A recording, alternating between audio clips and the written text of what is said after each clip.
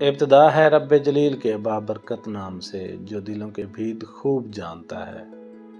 دیکھتی آنکھوں سنتے کانوں آپ کو محمد شبیر کا سلام پہنچے۔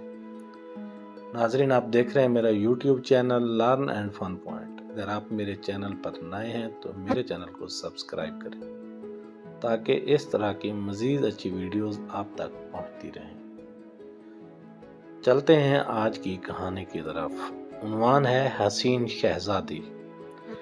پرانے وقتوں کی بات ہے کہ ملک یمن پر ایک نیک بادشاہ حکومت کرتا تھا۔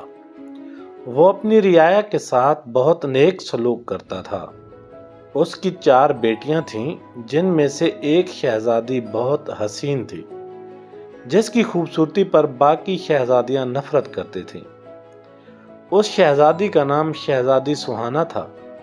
ایک دفعہ ان کا باپ کسی کام کی غرض سے بیرون ملک چلا گیا اور اس نے اپنی ساری بیٹیوں سے ان کی خواہشات پوچھیں۔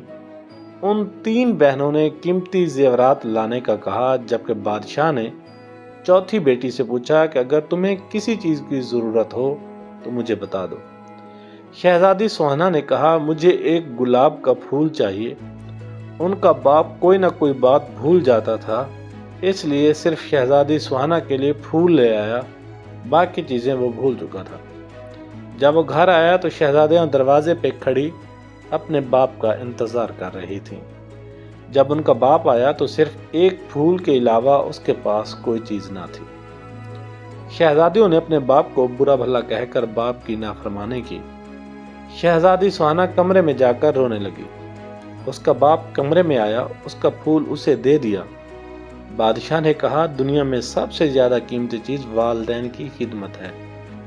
چنانچہ جب بادشاہ دوسری مرتبہ بیرون ملک گیا تو سب نے اپنی اپنی چیزیں لانے کے لیے کہا، مگر شہزادی سہانا اس پر خاموش رہی۔ اس نے سوچا کہ اس بار کوئی ایسی بات نہ ہو جس سے میرے باپ کا دل دکھے، تو بادشاہ نے اپنے بیٹیوں کے لیے زیورات لیے۔ راستے میں ایک جنگل تھا۔ بادشاہ اس جنگل سے گزر رہا تھا تو اس نے درخت پر بیٹھے ایک چمگادڑ کو دیکھا۔ وہ چمگادڑ اصل میں ایک خوفناک جن تھا۔